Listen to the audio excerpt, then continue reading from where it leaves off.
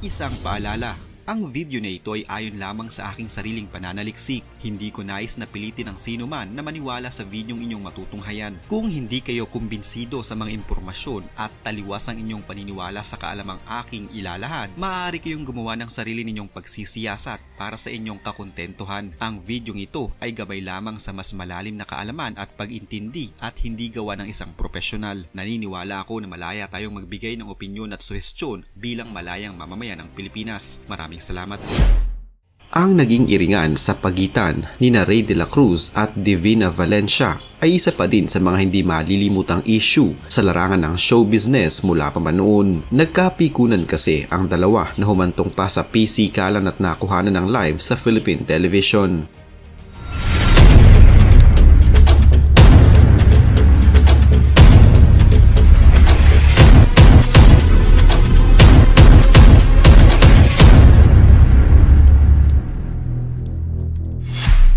Noong mga taong 1988, sa isang late night show, nagkaroon ng tila komprontasyon sa pagitan ng manager ni Pepsi Paloma na si Rey de la Cruz at ang prangka at sexy star na si Divina Valencia. Walang habas na nag-insultuhan ng dalawa sa harap ng kamera hanggang sa tinawag pa ni Divina ang mga talent ni Rey na mga bomba star umano. Kinwestiyon ngayon ni Rey ang pagiging artista ni Divina Valencia at tinanong siya kung saan ba ito nanggaling. Dahil sa kapikunan, hindi nakapagpigil si Divina at pinukpok niya ng mikropono si Rey sa ulo. Panoorin ang video na ito. Si Divina naman, sige Divina. Rey, huwag kang magagalit sa akin, pero ako bilang artista, ayoko matawag yung mga alaga mong artista. Well, Divina, I don't know.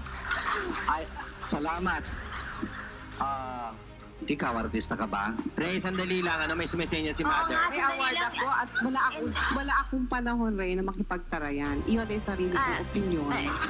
Sandali lang. Talagang walang karapatan. I mean, you're not building a star. You're building a bomba. Bomba star for Betamax. My goodness. And don't question my credibility being an actress. Saan ka ba nanggaling? Sandali, no? Sandali lang. Nagulat ang lahat ng nasa studio, maging ang mga host ng naturang programa na sina Chanda Romero, Alfie Lorenzo at Janice Jurado, at hindi din alam kung paanong pahuhupain ang tensyon, kaya bigla na lamang nagkaroon ng commercial break. Nahilo ako. Umiikot ang tingin ko sa kanya, talagang bumbunan ko ang natamaan. Mabuti may piloka. See, I have the piloka here. Oh yes, if not the presence of the piloka. See, oh, kita nyo. Sorry about it. Yun, yung pagiging impulsive mo. Oo, nakatupay pala siya, may clip. So dumugo yung niya, kasi yung clip ang natamaan ng microphone.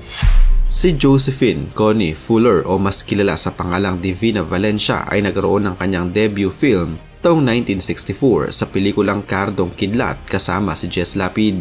Noong mga taon na iyon, ang isang katulad niyang mestisa ay patok sa mga pelikula. Naging matunog noon ang kanyang pangalan at laging laman ng mga palabas sa television man o pelikula. Halos taon-taon din ay may inilo-launch itong bagong pelikula kasama ng ilang mga premyadong aktor at aktres.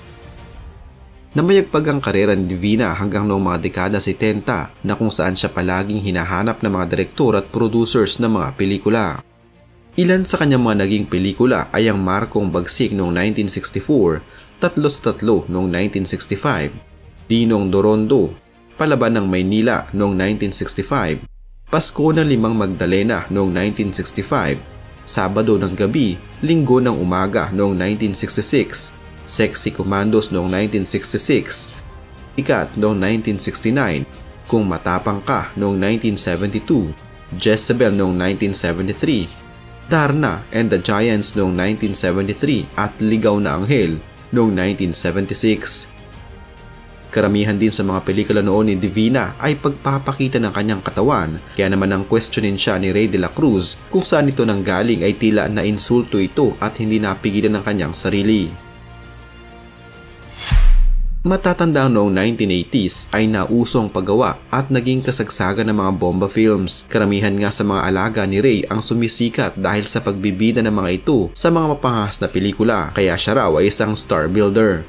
Hindi sumang-ayon dito ang aktres na si Divina dahil para sa kanya, ang mga bomba star daw ay hindi matatawag na mga artista. Dagdag pa nito, wala daw siyang panahon makipagtarayan at ito raw ay sarili niyang opinyon. Huwag rin daw questionin ang kanyang kredibilidad bilang aktres dahil may napanalunan na siyang award. Ngunit noong sagutin ni Ray si Divina ng saan ka ba nanggaling, ay dito na tumigil sa kadadaldal ang dati nang naghubad rin sa pelikula na si Divina at ipinukpok ang hawak niyang mikropono sa ulo ng talent manager. Nagulat ang mga host na sina Chanda Romero, Janice Jurado at Alfie Lorenzo sa nangyari, maging ang mga nasa set ay kinilabutan sa eksena. Laking gulat rin ng mga manonood dahil ito'y naganap sa isang live national television. Samantala, si Ray De La Cruz naman ang siyang naging talent manager ng soft drink beauties na pawang wala pas 21 ang edad. Kahit pa mga bata pa ang mga ito noon ay itinuturing ng mga bold star. Bumida na sila sa ilang mga mapupusok na pelikula noon, gaya na lamang ng Snake Sisters at Naked Island. Mga itinuturing na fearless at handang maghubad ng kanilang damit at ipinapakita ang kanilang mga laman alang-alang sa kanilang pagsikat. Ang grupong ito noon ay naging hit at talaga namang pinag-usapan lalo na noong mga panahon na iyon. Sila ay sina Coca Nicolas o Jonah Lee Hickins, Sarcy Manuel o si Maria Jennifer Obregon Mitchell, si Miranda Mayra Manibog o si Geraldine Zervolacos at si Pepsi Paloma o si Delia Dueñas Smith. Sa pamamagitan ng mga soft drink beauties noon, tila naibsan ni Ray ang pagkauhaw ng mga kalalakihan noong dekadang iyon. Aalagaan ka niya, hindi lang talaga sa siguro pakikipagrelasyon mo sa kapwa mo, kundi pati yung totality, pati yung look mo. Dahil na din sa mga naging karibal ni Ray sa larangan ng showbiz na kanyang pinasok at dahil sa dumami na din ang tila ng buwisit at nainggit sa kanya, naging matunog ang kanyang pangalan at parating laman ng mga pahayagan noon. Ewan ko, inggitero talaga yung taong yun eh. Paano ka maiinggit? Di ba? Wala akong dapat ikainggit sa kanya. Pero sa kabila nito, walang kontrobersiyang inatrasan si Ray. Dinimanda nga niya ako dahil sinapak ko na sinapak yan sa studio Gawa nung mahilig gumawa ng kanyan kasi ng gimmick. Subalit hindi lahat ng yugto ng kanyang buhay ay bilang isang talent scout noon ay masaya dahil nagpatiwakal ang isa sa kanyang mga alaga noon na si Pepsi Paloma, ang maituturing na pinakakontrobersyal na miyembro ng soft drink beauties. Subalit hindi din nagtagal, binaril si Ray na kanya ring ikinamatay. Ayon sa balita noon, ginawa mo na to kay Ray dahil sa tila ginagawa niyang pananamantala sa mga kababaihan. Anong mga sinasabi nila doon, kaya ang ABB ay galit daw sa mga tao na yan. Gaya ni Ray, wala naman ikilaman si Ray doon.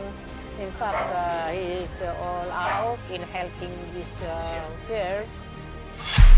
Sa paunang investigasyon ng mga otoridad, nadiskubre nilang 4 ang naging sospek at gumamit ng kalibre 45 sa pagbaril. Pinagsuspetsahan nila ang Alex Boncayaw Brigade dahil ganito umano ang estilo ng grupong ito. Isa sa mga sospek ay nakipagpalitan ng putok sa mga kapulisan at napatay. Nakilala ang sospek na ito bilang si Ariel de la Paz at noon ay itinuring ng case close ang kaso. Bago pa man ito mangyari, ilang araw umano ang lumipas nang bisitahin siya ng mga otoridad upang sabihan siyang kailangan na niyang umalis sa kinatitirikan ng kanyang klinika at bahay dahil pagtatayo na umano ito ng bagong gusali. Subalit tumanggi si Ray at sinabi niyang wala pa itong malilipatan. Mula noon ay marami na palang natanggap na pananakot si Ray sa telepono. May nakapagsabi pa na ang asawa ng may-ari ng building na kamag-anak ng dating hepe ng WPD. Subalit naniniwala ang isang kapatid ni Ray na may nagbayad sa mga ABB para patayin ng talent manager. Dahil dito ay kinasuhan noon si Kokoy Lagman, ang leader ng ABD, subalit na-dismiss ang kaso. Sa mga lobas na balita pa noon, dahil umano sa pagiging bading ni Ray, maaaring isa sa kanyang mga naging kasintahang lalaki ang bumaril sa kanya. Habang ang ilan, pinapatay umano siya ng mga yakuza na may kinalaman naman kay Mayra Manibog noong nagtrabaho ito sa Japan. Pero para sa ilan, may kinalaman umano ito sa ipinagbabawal na gamot. Sa kabila ng kanyang mga pinasok na gusot sa showbiz ay marami din umanong nagmahal kay Ray. 21 taon siyang kapitan sa Quiapo. Wala siyang naging asawa pero nag-ampon ito ng kambal. Kung ABD nga ang pumaslang sa kanya, ano naman kaya ang magiging motibo ng mga ito? Hanggang sa ngayon, nagugulhan pa din ang pamilya ni Ray at patuloy na naghahangad ng totoong hustisya. Sa ngayon ay patuloy pa din ang paglabas ni Divina Valencia sa ilang mga pelikula at palabas sa telebisyon, partikular na sa Kapuso Network. Tahimik na din itong namumuhay kasama ang kanyang pamilya at mga mahal sa buhay.